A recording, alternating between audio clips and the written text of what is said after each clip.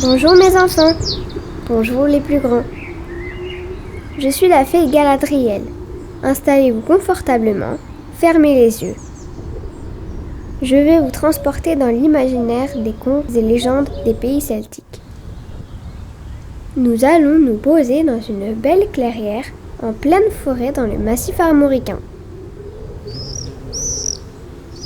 Je suis venue car j'ai senti la présence de mon ami, le mage Brandru, ce qui veut dire, en langue bretonne, corbeau rouge. Oh, je l'aperçois, caché derrière un nuage. Et il arrive par ici. Laissez-moi l'accueillir.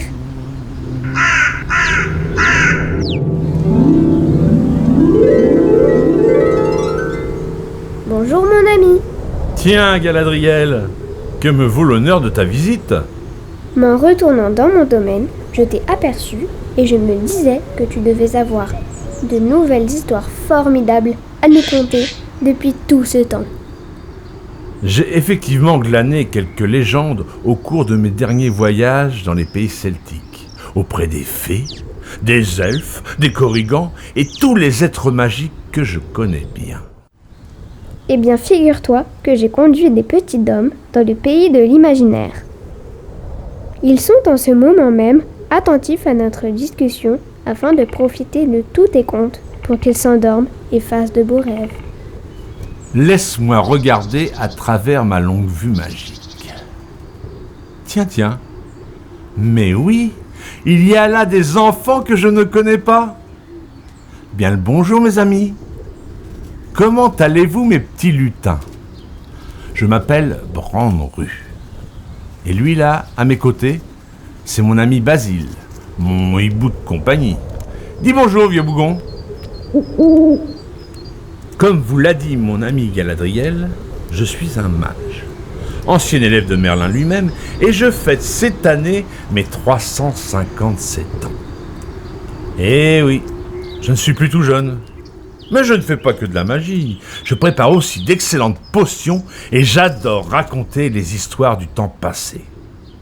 Et puisque vous êtes auprès de nous, vous allez fermer les yeux et je vais vous raconter quelques contes issus de nos beaux pays celtiques. Laissez-moi chercher dans mon grimoire.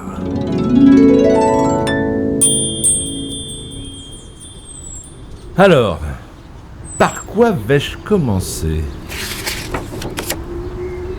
Pas celle-ci. Celle-là non plus.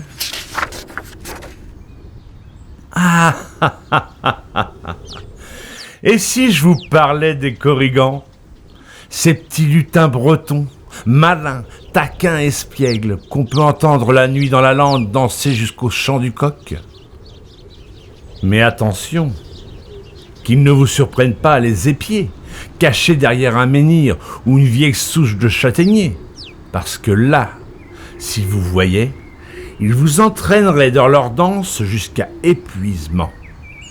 Par contre, si par hasard vous leur rendez service ou que vous êtes très gentil avec eux, ils sauront être très généreux. Mais il vous faudra respecter leurs règles. Laissez-moi vous conter l'histoire de Pierre Cavalin et la reine des korrigans.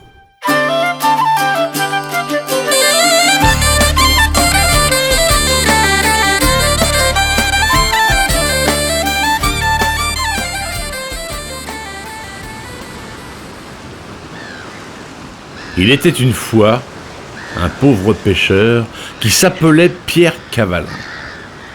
Il demeurait en haut d'une falaise surplombant la mer. Ce soir-là, il faisait mauvais temps.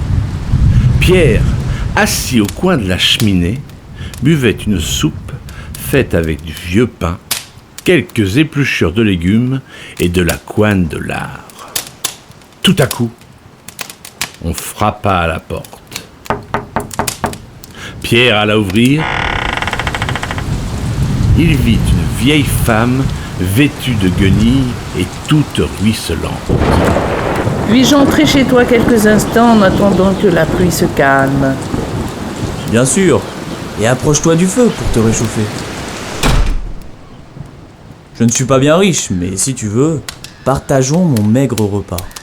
La pauvresse but sa soupe avec bon appétit. Et elle lui dit: Je suis la reine des Korrigans.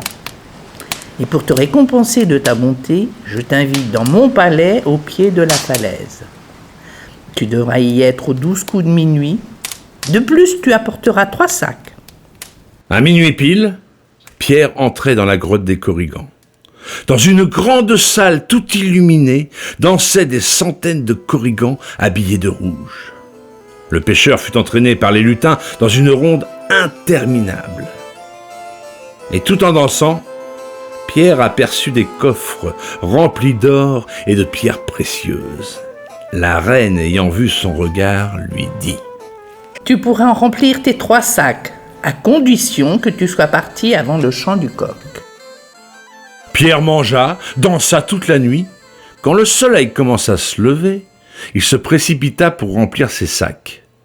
Mais soudain, le chant du coq retentit. Pierre courut vers la sortie, mais il avait trop attendu. Lorsqu'il arriva chez lui, il ouvrit ses sacs et constata que son trésor s'était transformé en sable. Pierre était désolé. À la tombée de la nuit, la reine des Korrigans revint le voir. Tu n'as pas écouté mes conseils lorsque tu étais dans mon palais et tu as perdu les richesses que je t'offrais. Mais j'ai pitié de toi et pour te remercier de m'avoir réchauffé la nuit précédente, je t'offre ce plat en terre. Il est magique. Il se remplira de nourriture à chaque fois que tu le désireras. Pierre Cavalin conserva le plat en terre toute sa vie durant. Et ainsi, il n'eut plus jamais faim et put manger tous les bons mets que ce monde nous propose. Et oui, apprenez à bien écouter les recommandations qu'on vous fait. Sinon, vous pourriez perdre les cadeaux qu'on vous offre.